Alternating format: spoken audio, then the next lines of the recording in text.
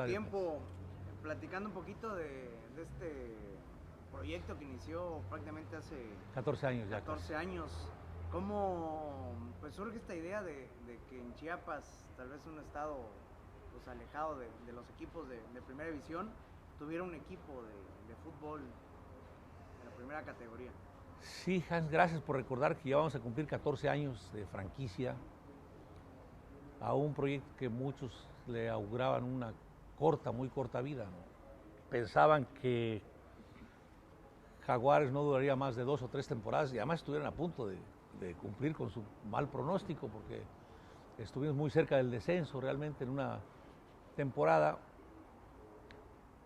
Algunas personas después me preguntaban a mí que cómo se me había ocurrido un equipo profesional para Chiapas, un estado que no había destacado ningún deporte masivo, excepto flashazos individuales como el de Romeo Anaya, campeón mundial de box, y algunos otros muy menores signos de un deporte de altura en Chiapas. Y yo le respondí que no era un asunto de ocurrencias, que realmente, perdón que lo presuma ahora, pero fue un proyecto bien pensado. Chiapas, en las condiciones que lo encontramos, y durante muchas décadas me pareció que en ese entonces era un estado cuya diversidad, lejos de ser fortaleza, era causa de todas las divisiones en Chiapas. Teníamos y seguimos teniendo todas las religiones, hasta las impensables aquí en el estado. Teníamos todas las fuerzas políticas que se puedan imaginar, incluyendo las organizaciones sociales y económicas que son más poderosas que los partidos políticos. Un estado pluricultural con más de una docena de lenguas, incluidas el español, con regiones nada parecidas unas a otras, hasta con un movimiento armado. ¿Sí? Teníamos una policromía de expresiones sociales, culturales, religiosas, étnicas, que nos dividían, y buscábamos un elemento que le diera una identidad nueva, una identidad en construcción a esta sociedad que se veía tan dispersa, ¿no? Y pensamos, un poco siguiendo el ejemplo de Mandela en Sudáfrica, que el deporte podía ser ese elemento que ayudara a una identidad en construcción en Chiapas, la identidad jaguar. Todo fue gracias a que Pegaso acumuló 2 franquicias en Veracruz y la plaza de Veracruz no aguantaba 2 equipos de primera división. Tuvimos pláticas con ellos y en principio efectivamente estaban incrédulos de cómo un gobierno de Chiapas se interesara en que trajeran su franquicia para acá, qué ofrecían, qué expectativas, en qué terreno iban ellos a caer. No nos fue bien que en el primer intento con Raúl Quintana, que era presidente de Veracruz, había estado antes con el América y representaba a Burillo en ese entonces, pues nos dio un portazo en la nariz. Pero si algo me ha caracterizado es que soy muy terco, muy necio. Entonces dije, bueno, si Quintana no cierra las puertas, voy a buscar directamente al dueño, y busqué a Burillo. Burillo entonces trabajaba para la selección mexicana, estaba a punto de irse a Corea, y me dijo, bueno, te voy a cambiar al interlocutor. Fue una gran decisión, me mandó a Toño García. Toño García fue muy sensible y yo creo que junto con Alejandro, pues realmente Toño es el padre del fútbol en Chiapas, ¿no? Hizo todo lo que tenía que hacer para que el fútbol llegara, y nosotros hicimos nuestra parte en lo que yo considero un modelo ideal de lo que debe de ser la intervención de los gobiernos en el fútbol profesional. Yo no favorezco la idea de que los gobiernos tomen del presupuesto público para financiar equipos de fútbol. No es esa la tarea, sobre todo en estados con gran necesidad como el nuestro. Y eso fue parte de mi aprendizaje. Yo le insistía a Toño que la afición de Chiapas era muy buena afición, y él me dijo, pero ni siquiera tienes un estadio que llene los requisitos para jugar en primera división. Y le dije, cuando nos digan que sí, nosotros tendremos el estadio. Me dijo, sí, pero la afición no determina las finanzas de un equipo, es muy poco lo que aporta la asistencia del público a los estadios. Estamos hablando que entonces habían otras fuentes de ingreso que eran mucho más jugosas que hoy. Por ejemplo, la televisión pagaba mucho más que hoy, paradójicamente, ¿no?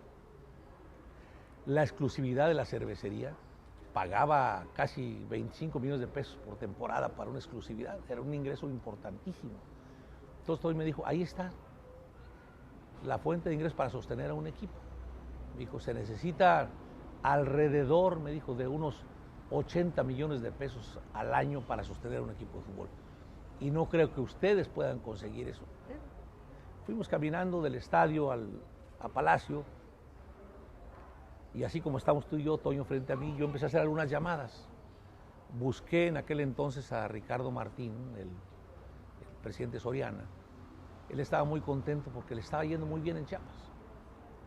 Con sus tiendas, nosotros les dimos facilidades porque ofrecieron crear 1,500 empleos y esa es una razón suficiente para que el Estado aportara lo que tuviera que aportar en infraestructura urbana. Y Ricardo nos apoyó. Fue, si te acuerdas, el principal anunciante.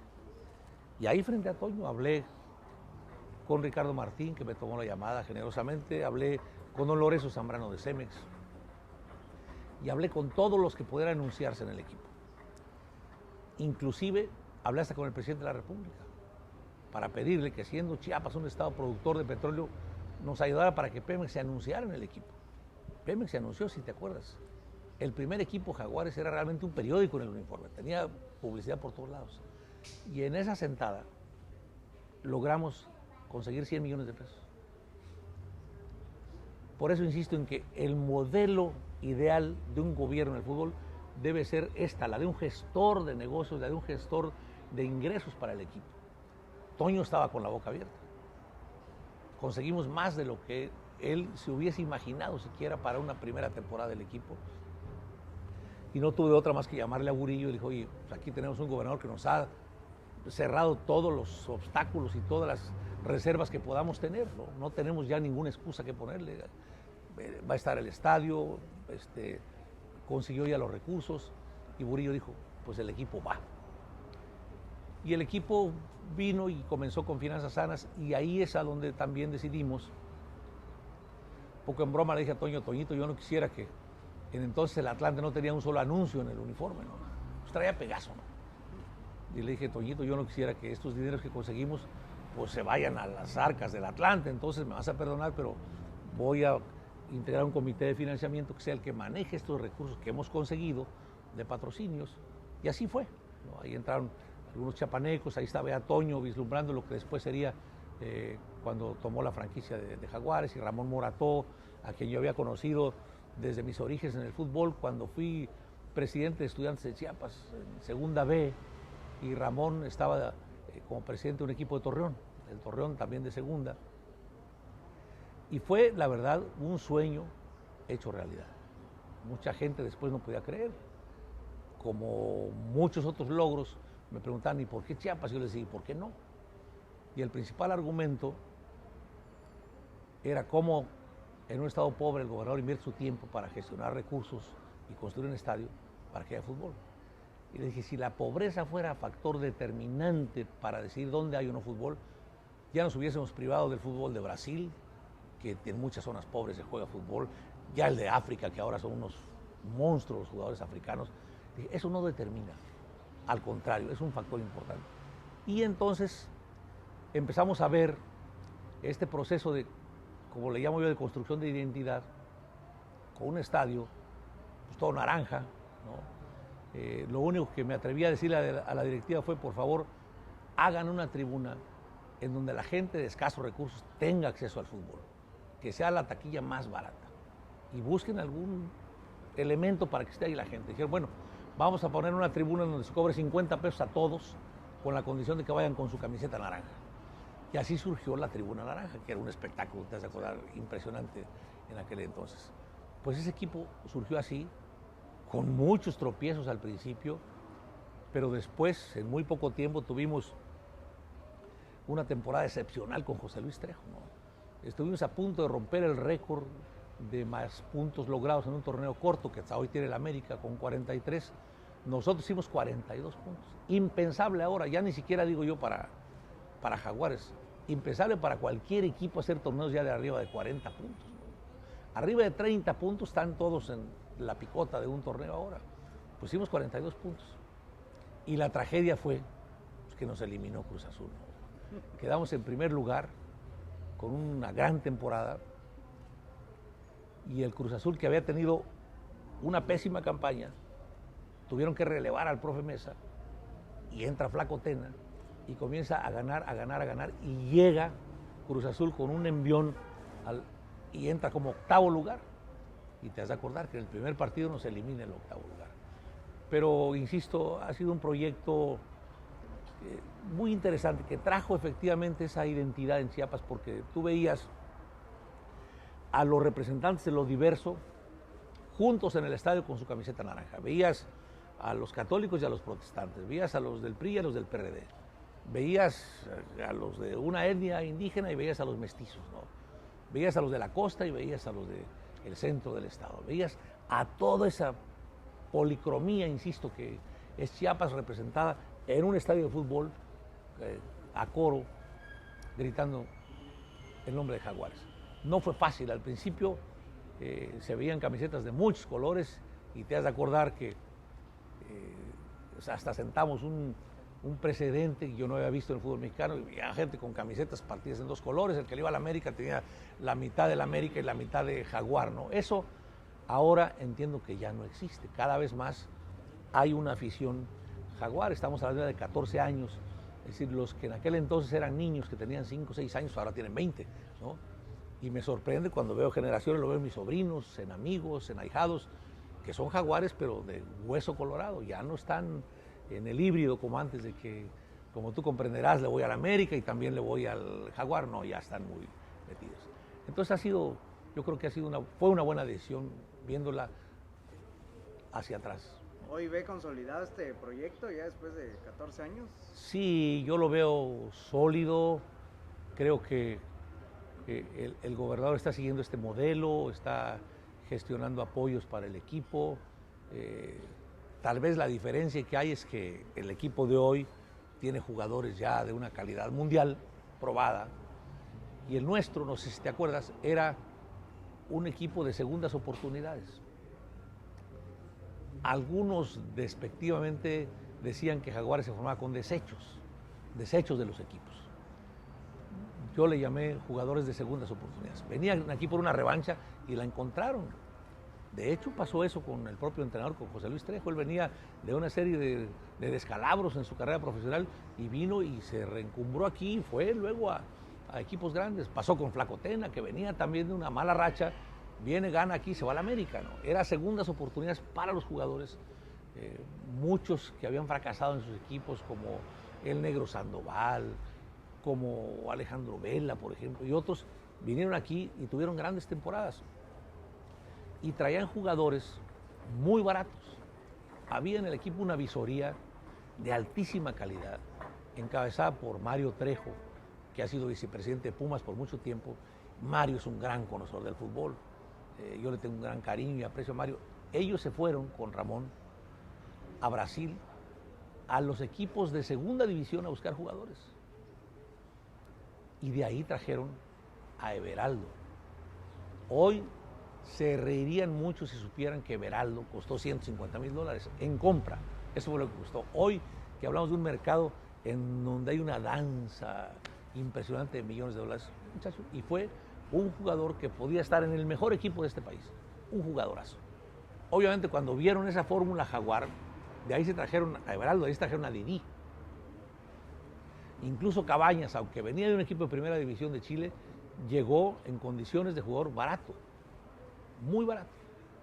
Entonces, cuando vieron esa fórmula, muchos regresaron al año siguiente a Brasil, a la segunda división por jugadores, pero ya los encontraron a un precio bastante más elevado, ¿no? Por ejemplo, de ahí trajeron a Wilson Thiago al Morelia, un gran jugador, igual era compañero de Everaldo, ¿no? Entonces fue un conjunto de esfuerzos. Había romanticismo, había mucha pasión, se creía en lo que estaba haciendo, y cada quien tenía un rol que jugar y lo hacía muy bien, ¿no? Después con Toño Leonardo a la cabeza, que fue un líder del proyecto, pero Mario Trejo siempre ayudando para buscar jugadores, y Ramón en la operación del equipo. Fueron años muy bonitos. Yo los recuerdo con mucho cariño como uno de los logros más queridos de mi administración. Hoy el factor financiero tal vez le ha pegado mucho al equipo, ¿no? Hoy parece que, y no es de este año, sino años anteriores, que siempre se habla de que el equipo se va, que no hay apoyo, en fin. Creo que esto también le ha golpeado mucho a la franquicia, que tal vez mucha gente no crea tanto en el proyecto por este factor financiero. Vemos menos pues empresas que tal vez porten en el uniforme. Esto pues, también le ha costado al plantel, ¿no? Yo creo que sí son amagos, porque los dueños de equipos siempre quieren más. Son amagos porque yo veo que el gobierno hace su parte, insisto, como gestor de esos ingresos para el club. Pero sí me llama la atención, y lo digo con mucho respeto, me llama la atención que en un fútbol que se ha aburguesado, ¿quiénes son los dueños del fútbol ahora en México? Los Azcárraga, los Salinas Pliego, los Vázquez Raña, los Lorenzo Zambrano, que ya murió, pero es su empresa, las grandes universidades muy fuertes, los Slim ahora, ¿no? Y en este mundo, dices tú, ¿qué hacen los Chargoy ahí, no?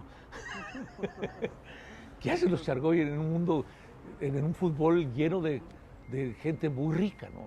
Entonces yo creo que sí deben de pasar sus penas, ¿no?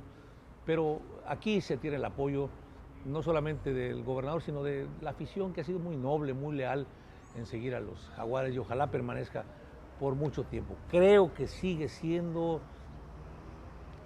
un factor de identidad el Jaguar.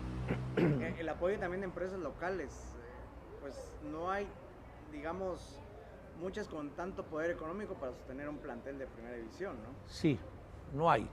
Lo hubo cuando Toño fue el presidente y dueño, porque obviamente eran sus empresas, entonces dejó de ser otro el principal anunciante, y por razones que yo también hubiera validado, pues Toño quería que su marca fuera la más importante. No estuvo Farmacias del Ahorro, y había una muy buena relación ahí con TV Azteca todavía entonces, y creo que Banco Azteca era el de los principales anunciantes ahí.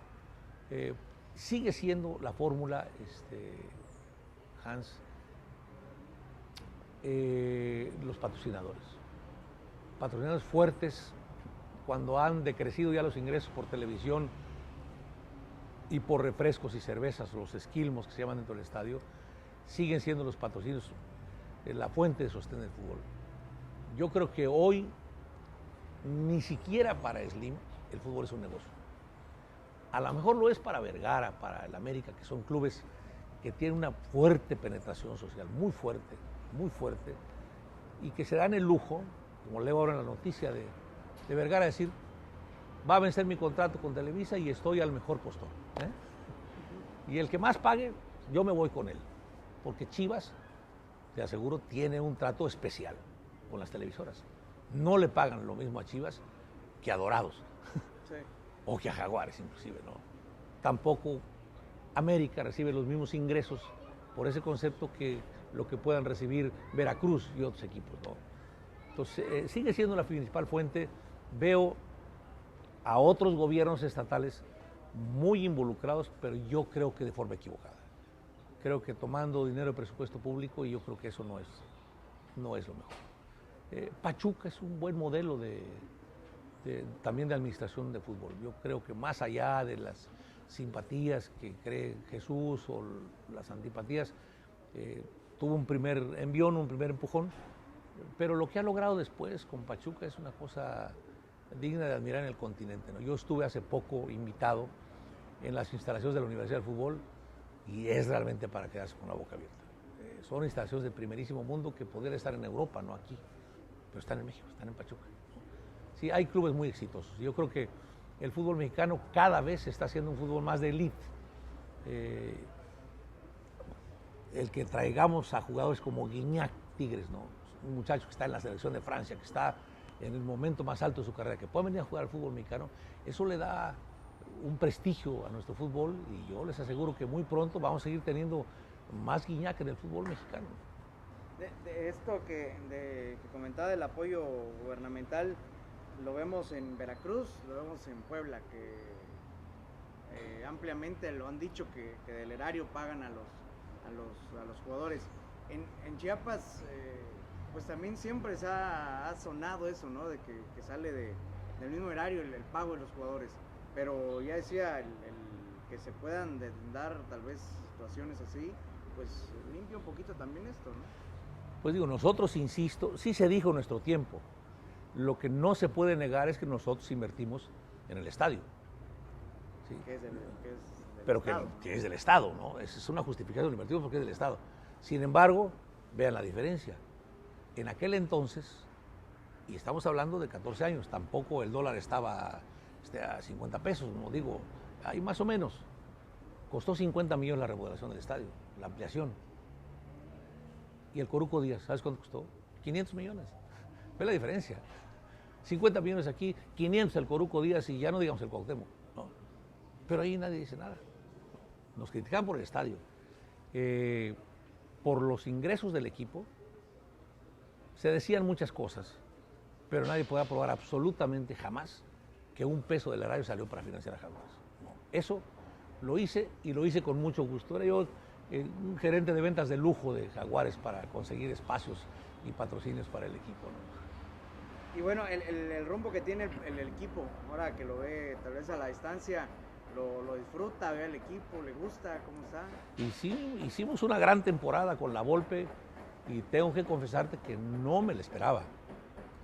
A propósito de segundas oportunidades, por si alguien se resiste a pensar que Jaguares es una tierra bendecida para los que buscan segundas oportunidades,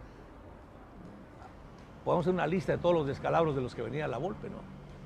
Chivas, Atlante, Vélez, Atlas, Boca Juniors, una media docena de descalabros. Y aquí vino a tener una gran temporada y estuvimos a un tris de que el Jaguar, estamos como en el Mundial ya de llegar al quinto partido, ¿no? Entrar al paso siguiente. Hay algo ahí que está ocurriendo que no nos deja pasar a la siguiente ronda. Desde aquella maldición con Cruz Azul del Super Jaguares, no hemos podido pasar la primera ronda de los playoffs o de la liguilla en México, ¿no? Y yo espero que este año, no estoy muy enterado de sus refuerzos, pero el año pasado el equipo tenía una plantilla muy respetable y la Volpe me sorprendió con una gran dirección técnica del equipo y dio resultados. Mucha gente habló elogiosamente de Jaguares, inclusive en programas de análisis hablaban del caballo negro de la liguilla, ¿no? Había muchos que le apostaban a Jaguares. Bueno, esperamos que este sea el bueno. Y bueno, por último, el dado caso, porque va a tener que llegar el momento, porque así lo marcan las reglas de la federación, de que los mismos dueños de varios equipos tengan que vender una franquicia. Me gustaría que sea un chiapaneco el que comprara a Jaguares, que se quedara ya con manos chiapanecas. Digo, al final los chargos tendrán que decidir Puebla o Jaguares, ¿no? Digo, yo creo, la verdad, no estoy insinuando nada, pero creo que el único que tiene en Chiapas, el potencial y la vocación y el cariño para comprar una franquicia de fútbol es Toño Leonardo. Creo que no veo a otro, ¿eh? Yo no veo a otro. Incluso se rumoró que Toño podía regresar a Jaguares. Si eso ocurriera, sería una gran noticia para los chiapanecos. Toño, que sabía algo de fútbol y en el camino fue aprendiendo mucho más, ahora ya sabe, no solamente sabe de fútbol como espectáculo, sino sabe de fútbol como negocio. Y creo que él tendría fórmulas exitosas para tener un equipo financieramente viable y exitoso, ¿no? Ojalá y eso pudiera ocurrir. Y bueno, ¿naranja o verde? Jaguar. Perfecto, pues ahí está. Pues le agradezco mucho. No, Jas, que estés muy bien y que Gracias. tengas un feliz año.